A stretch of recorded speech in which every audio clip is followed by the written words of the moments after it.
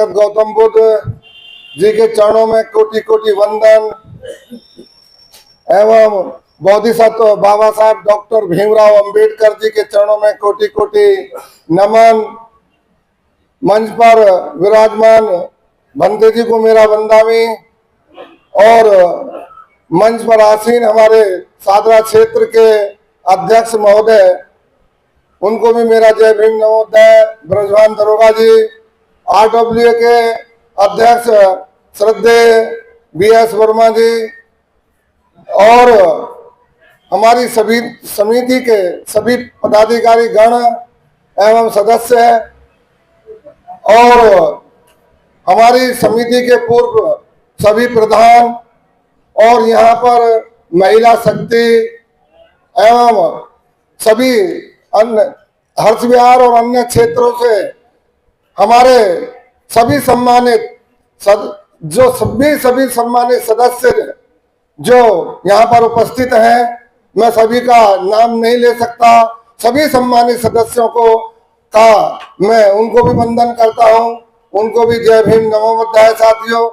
और इस समय समय पर हमारे बहुजन समाज में जन्मे जितने भी महापुरुष हुए हैं, जिनका भी इस समाज में उत्थान के लिए योगदान जो रहा है, उनको भी मैं आज इस गणतंत्र के अवसर पर उनको भी मैं वंदन करता हूं, नमन करता हूं साथियों।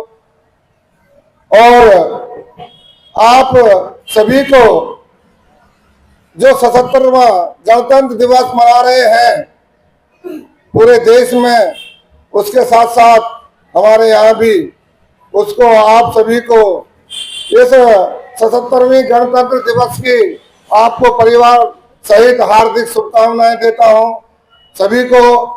साथियों, जो इसके बारे में हमारे जो पूर्व वक्ताओं में समय बहुत हो गया, पूर्व वक्ताओं ने बहुत डिटेल में बताया है, उनका भी मैं अपनी तरफ से उनका भी मैं स्वागत, उनका अभिनंदन करता हूं।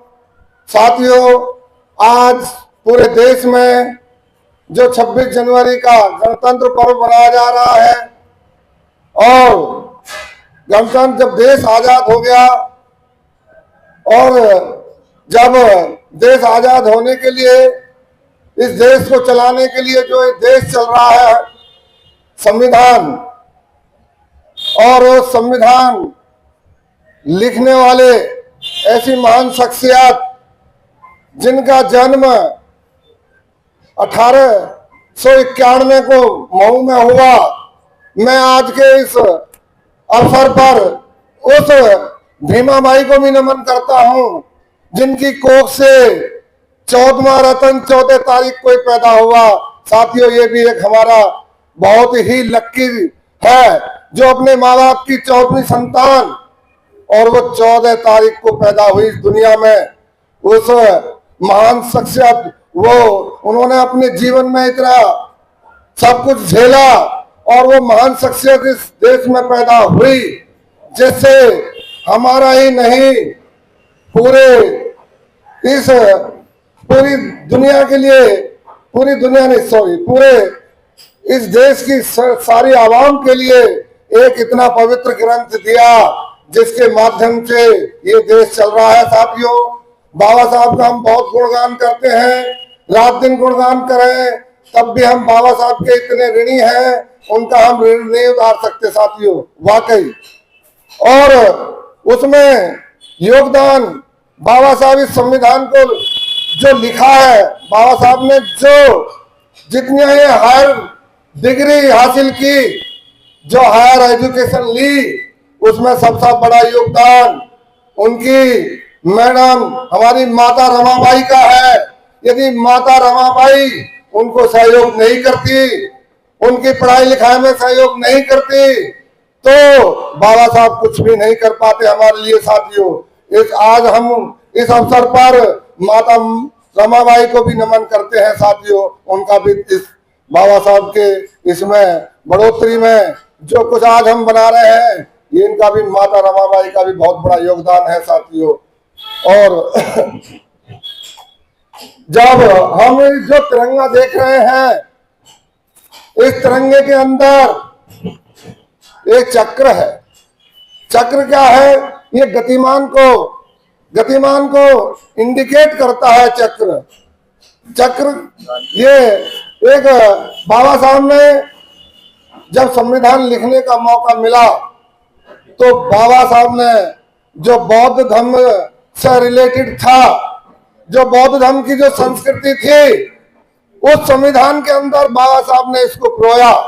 जो इस देश में आज ये हमारा जो राष्ट्रीय ध्वज है, इसको लहराया जाता है, इसके ऊपर जो चक्र है ये गतिमान है। इस चक्र को हर आदमी के पास पैसा है, मतलब जो नोट होता है किसी भी प्रकार का, जब 10 का हो या 5 का हो या 100 का या 1000 का, उस नोट के ऊपर भी एक चक्र है। जब हम सुबह को उस नोट को निकालते हैं, देखते हैं इसमें चक्र है। जब हम उस चक्र को देखते हैं तो हम ये महसूस करते हैं कि ये बाबा साहब के द्वारा जो हमें धर्म दिया गया है, बौद्ध धर्म, हमारी जो जीने की जो वो है, उससे हमें इंडिकेट होता है कि हम बौद्ध धर्म को भी उस समय हम याद करते हैं कि हम ये महसूस करते हैं जो चक्र है, हम बौद्ध धर्म को अपनाएं, जो बाबा साहब ने हमको रास्ता दिया है साथियों।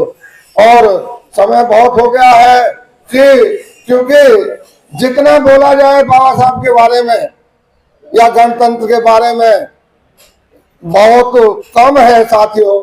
मैं तो पुनः बाबा साहब ऐसी महान शख्सियत यदि इस देश में पैदा नहीं होती तो हम नहीं होते, और हम होते तो आज इस स्थिति में नहीं होते जो कोट पैंट और टाई में हमारे लोग रह रहे हैं, जीवन यापन कर रहे हैं। जो भी प्रोग्रेस करी है केवल बाबा साहब की बदौलत है साथियों।